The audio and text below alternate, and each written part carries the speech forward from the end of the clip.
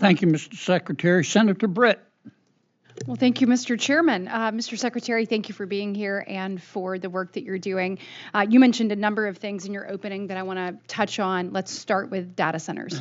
So we obviously, as you just said, have the edge over our adversaries right now. We have to keep that compute power advantage. That is critically important. We know that we can't maintain that advantage without data centers. But in the larger conversation, as we have talked about this, we want to make sure that that advantage and the cost of that doesn't actually fall on families' power bills.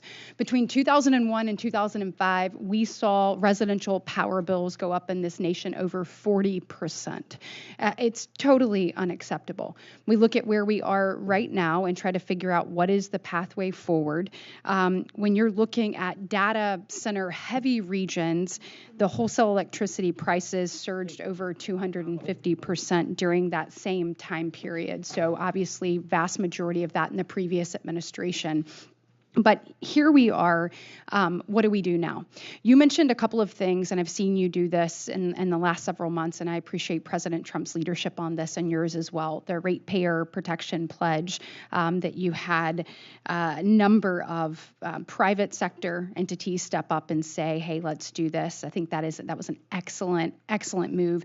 Also, your energy dominance financing announcement as well. I think the combination of those two things ultimately froze rates in both Alabama and Georgia. So we are very grateful for that. That was a huge win.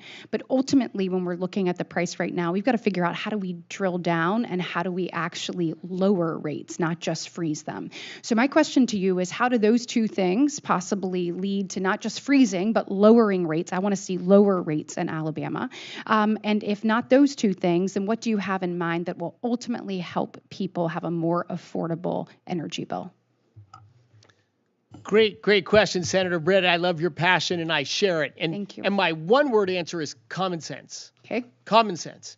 Why did energy prices skyrocket? You mentioned during the Biden administration years and the first year of this administration, because everything that went onto the grid came from the Biden administration, right? The electricity grid is slow moving.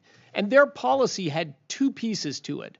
One was, we're going to subsidize the building of electricity sources that produce electricity some of the time, but not all of the time, and you don't know when they're going to produce. Like I mentioned in that winter storm Fern, which took our electricity grids to their limit, to their peak output. That's what matters. You can supply electricity at peak demand time. You can put a new factory online. You can put new demand capacity to share the costs of all the infrastructure that are there.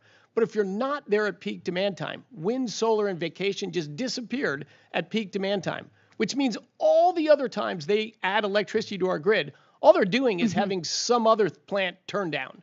They're not adding any capacity to the grid. So what have you done? So talk to me about that. What are we doing to make sure that we are driving down the price of energy? Well, we worked with you and the Senate in the House to finally end the 34 years of wind subsidies and solar subsidies so that if they can compete in a marketplace and with batteries or storage of some kind deliver effective, reliable electricity, fine. But we subsidize on them, killing the economics for existing infrastructure that was on the grid.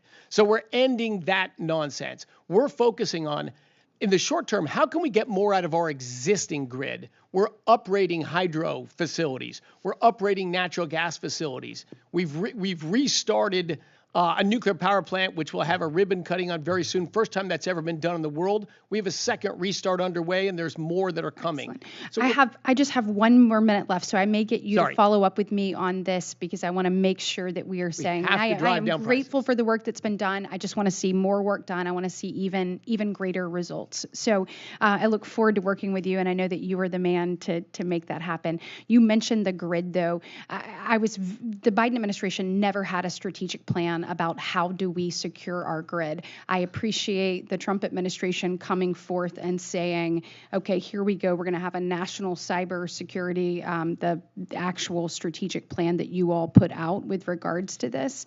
And I wanted to kind of sort of look at that. I know there are a number of things we look at. We do some work on this for the workforce sector at Auburn University at their CERC 3, but wanted to just see if you will use some of the money in your budget to make sure that we have grid security and the workforce to go along with it. Absolutely. Two key issues. And we have at some of our national labs and at DOE headquarters, we have places where we bring together operators of the Secretary, utilities. Give us about 30 seconds worth. To monitor those things. But yeah, the threats of cybersecurity keep rising. We need to rise our defense against them. That's technology, that's coordination between government and industry, and that's more skilled people. We need far more skilled people with those skills. Thank you. Senator Katie Britt questioned the Energy Secretary about rising electricity costs, data center expansion, and the future of America's power grid. She emphasized that maintaining America's technological and AI advantage depends on expanding data centers, but warned that families should not bear the burden through skyrocketing utility bills. Britt pointed to sharp increases in residential electricity prices and stressed that freezing rates is not enough, consumers want lower bills. The Secretary responded by blaming previous energy policies for driving up costs, arguing that heavy subsidies for wind and solar weakened the economics of traditional baseload power sources while failing to guarantee reliable electricity during peak demand periods. He described the administration's strategy as a return to common sense, focusing on strengthening dependable energy generation instead of relying heavily on intermittent renewable sources. The discussion then shifted toward solutions.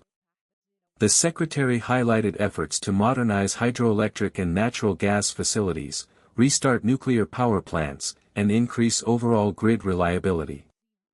He argued that ending long-term renewable subsidies would create a more competitive and stable energy market while improving affordability over time. Britt also raised concerns about national grid security and cybersecurity threats, praising efforts to develop a federal strategic plan to protect America's energy infrastructure. She pushed for greater investment in workforce training and cybersecurity preparedness, including partnerships with research institutions like Auburn University. The Secretary agreed that cyber threats are rapidly growing and stressed the need for stronger coordination between government, industry, and skilled technical workers to defend the nation's energy systems.